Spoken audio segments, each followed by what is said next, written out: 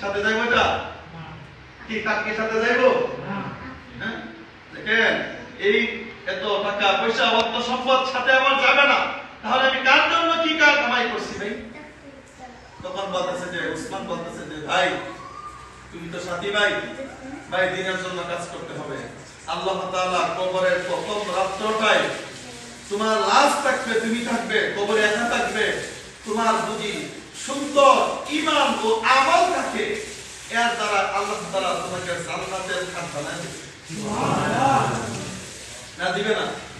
আল্লাহ কোরআনে সুন্দর করে বলেন তাবারাকাল্লাযী বিয়াদিহিল মুলকু ওয়া হুয়া আলা কুল্লি শাইইন কাদির আল্লাযী খালাকাল মাউতা ওয়াল হায়াতা লিয়াবলুয়াকুম আইয়ুকুম আহসানু আমালা ওয়া হুয়াল আজিজুল গফুর।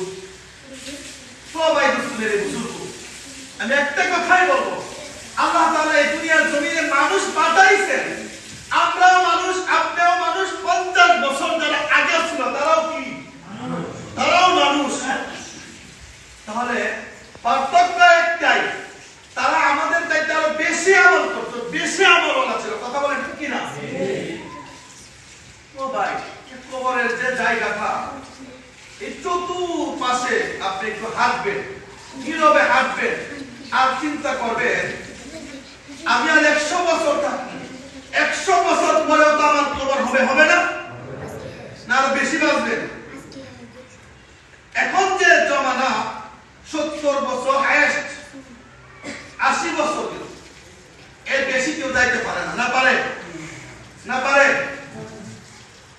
কারণ আয়ু কম, হায়াত কম, কিয়ামত সামনে আগায় আগায় আসতেছে। কারণ আমি যে নবীর উম্মত, আমি যে নবীর উম্মত, এই নবীরও হায়াত কম ছিল। কথা বলেন ঠিক কি না? আপনার হায়াত কি 70 বছর ছিল? কোথাও আছে 63, কোথাও আছে 65, দুইটা বর্ণ, আমি দুইটা বলতে দিলাম।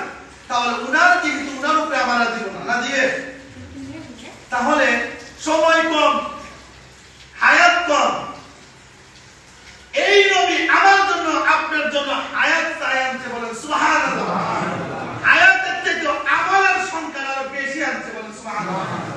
এক রাতে আমল করে 1000 বছর থেকে বেশি আমল হবে। সুবহানাল্লাহ। অন্য কোন নবী রাসূল এত আমল আনে, কিন্তু তাদের হায়াত ছিল, হায়াত অনুযায়ী কি করতে পারে না, আমল আনতে পারে না। কিন্তু আমরা হায়াত কম, আমল প্রত্যেকটা কাজের মধ্যে আমরা আমল, প্রত্যেকটা কাজে আমাদের দিনটা তো নষ্ট হয়ে গেছে, বলেছি কাছে এই দিন, এই দিন, এই দিন নষ্ট, একবারে নষ্ট।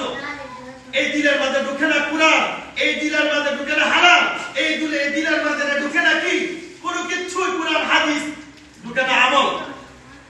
কিন্তু তারা যখন যেটা পাইছে, যে হাদিস পাইছে, তখন এটা বিশ্বাস করছে, আমল করছে। সুবহানাল্লাহ।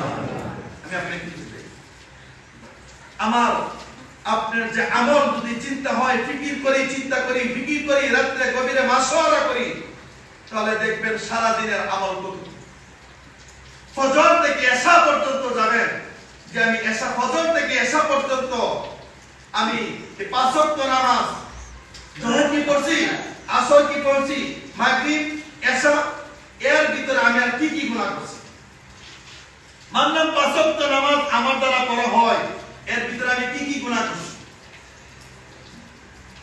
যদি চিন্তা করা হয়, তাহলে দেখবেন বদের পাল্লা কি বেশি, বদের পাল্লা কি বেশি।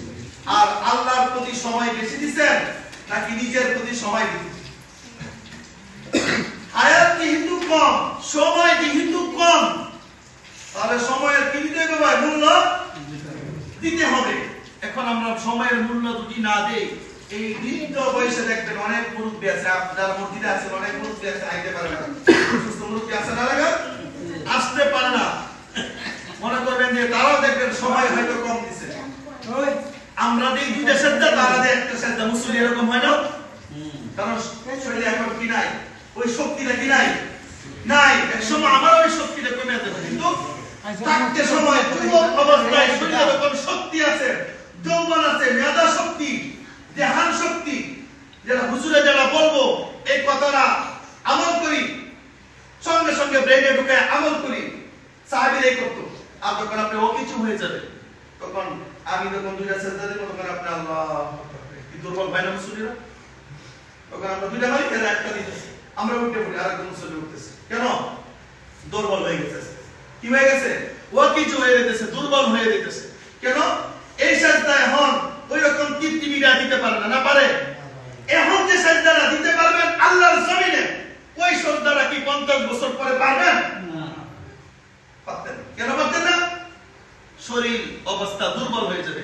এখন চোখে দেখতে পারবেন, কোরআন পড়তে পারবেন, কিছুদিন পরে চোখের মাঝে ছানি বেড়ে যাবে, কথা বলেন ঠিক কিনা? একবার যদি চোখে অপারেশন হয়ে যায়, একটার পরে পরে আরেকটা ধরে কি ধরে না? পরে আবার দেখবেন জাবসা দেখা হয়, কি রে আবু কেডা রে তুই, তোরে চিনা চিনা লাগতেছে, হয় কেউ না এরকম মানুষ আমাদের বাপ দাদারা বলতো, আবু কেডা রে তুই, হ্যাঁ তুমি ও কেসে রে না, হ্যাঁ কি কইছ বুঝছি না, আর একটু কাছে আয় কয়, কেন আমার কানের পাওয়ার নাই এখন, কয় আমি আবু দিন হাত যাইতাম না, রাতে আমি একটু কম দেখি, হয় কি হয় না? হ্যাঁ আস্তে আস্তে ও কিছু হয়ে যেতেছে মানুষ। ওই যৌবন কালে অনেক লাফালাফি করছি আমরা, হ্যাঁ বৃদ্ধকালে কি যৌবন বাড়ায় দিছে কেউ পাইছে? হ্যাঁ তাহলে মনে করবেন আমি কিন্তু বৃদ্ধ হয়ে গেছি, যতটুকু আমার দেহান শক্তি, মেধা শক্তি, যৌবন শক্তি আছে, আমি আল্লাহকে ডাকি যে আমলটা যে জায়গায় পাবো এই জায়গা থেকে কি করব, নিয়ে আমল করব। কারণ আমি ওই আর দুটি মনে করেন যে যুবক অবস্থায় যারা, এই যে যুবক যারা আছে, এখন যদি মসজিদে সময় না দেয়, এটা আপনাদের মতো হয়ে যাবো, কিছু হয়ে যাবো না, ও কিছু হয়ে যাবো, তখন তারা বলবেন যে হুজুর এই যে কোন হুজুর মুখস্থ হয় না, কেন হয় না? এই মুখস্থটা যদি আপনি আজকে থেকে 10 বছর আগে বা 30 বছর আগে যদি মক্তবে পড়তেন ভালো করে, এখন খালি রিভাইজ দিতেন, কথা বলেন ঠিক কিনা? কেন? এই যে লাফালাফির বয়স গেছে, এর জন্য কোরআনটা এখন পড়তে পারি না, কোরআন পড়ার সময় নাই, এখন কোরআন পড়ানোর সময় নাই, এখন ওই সহিহ যুদ্ধ করে পড়তে পারি না, এখন আমল করতে পারি না। আর যদি জীবনের শুরু থেকে সিরিয়াল ভাবে যদি আমি আসতাম, তাহলে আমার এই বৃদ্ধকালে এত কষ্ট হইতো না। কারণ যুবক কালের যে দেহান শক্তিটা, মেধা শক্তিটা, এখন ছোট্ট একটা বক্তব্যের বাচ্চাকে যদি বলেন যে সূরা ফাতিহা বলো, সে 1 মিনিটে বলবে, আপনি দেখেন 5 মিনিট গেছে এটা, কথা বলেন। তার মেধা শক্তি আর আপনার মেধা শক্তি কি সমান? একটা বছর যায়, মানুষের শরীরের একটা অঙ্গ থেকে একটা জিনিস দুর্বল হয়ে যায়, হয়তো কানের আয়ু পাওয়া কমবে, চোখের জ্যোতি কমে যাবে, এদিক দিয়ে শরীর হায়াত কমে যাবে। হায়াত কমবে মানে কি? আপনি কি বড় হইতেছি, আমি দিন দিন আমি বড় হইতেছি, দাড়ি চুল দাড়ি পাকতেছে, কি আমার হায়াত বাড়তেছে না হায়াত কমে আসতেছে? চিল্লা বলেন, হায়াত কমে কমে আসতেছে। একদিন মনে করেন যে যখন বেশি হায়াত কমে আসবে, তখন আমার মৃত্যুটাও সামনে এসে বসবে। জাহাজ বলবে যে তোমাকে তো দুনিয়াতে ছাড়ছিলাম, কি করছো তুমি? তোমার প্রথম লক্ষণ, মৃত্যুর প্রথম লক্ষণ তোমার চুল দাড়ি পেকে যাবে। প্রথম লক্ষণ কি? চুল দাড়ি পেকে যাবে। তোমার শরীরের চামড়া, এই যে চামড়াটা আছে ভাই, এই চামড়াটা কি হয়ে যাবে? নরম হয়ে যাবে। না শুধু আপনি দেখলেন, আমরা সবাই দেখব, সবাই হবে। আর কি হয়ে যাবে?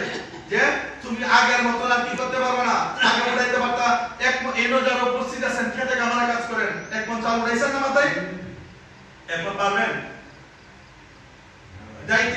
নিজেই মানে নিজেই দেখবেন পড়ে গেছে। এখন যুবক পোলা বান্ধে দেন, এক মন এক বছর আরো দুটো নেই। এইটা আপনি এটা বুঝতেছেন যে এই জিনিসটি যদি আমার 40 বছর আগে কি শক্তি ছিল, আমি 4-5 মানুষের সাথে আমি পারতাম, এখন আমার যৌবন শক্তি সবকিছু কমে গেছে, তার মানে আমার মৃত্যুটাও কি আগায় আসতেছে, মৃত্যুটা কি করতেছে। আর আপনি যদি ইচ্ছা করলেই আপনি একটা তাগড়া যুবকের মতো হতে পারবেন না, পারবেন? এটা তখন হবে কখন? যখন আপনার আমল আখলাক ভালো থাকে, আল্লাহ বলে তার কাল কিয়ামতের দিন জান্নাতের ভিতরে তার যৌবন বাড়ায় দিবেন। সুবহানাল্লাহ, কথা বুঝতেছেন? শুধু তাই না, জান্নাতে প্রত্যেকটা হুরের সাথে আল্লাহ তাআলা আপনাকে বিয়ে দেন। সুবহানাল্লাহ, হুরেরা কত সুন্দর জানেন? হুরেরা কত সুন্দর জানেন? অনেক সুন্দর। আল্লাহ রাসূল নিজে বলছে যে হযরত সাহাব রাদিয়াল্লাহু তাআলা যখন মৃত্যু হয়েছে, তখন আল্লাহ রাসূল বলছে, আল্লাহ রাসূল আকাশের দিকে তাকায় মুস্কি মুস্কি হাসতেছে। তখন এক সাহাবী বলছে, ইয়া রাসূলুল্লাহ, আপনি মুস্কি মুস্কি হাসেন কেন?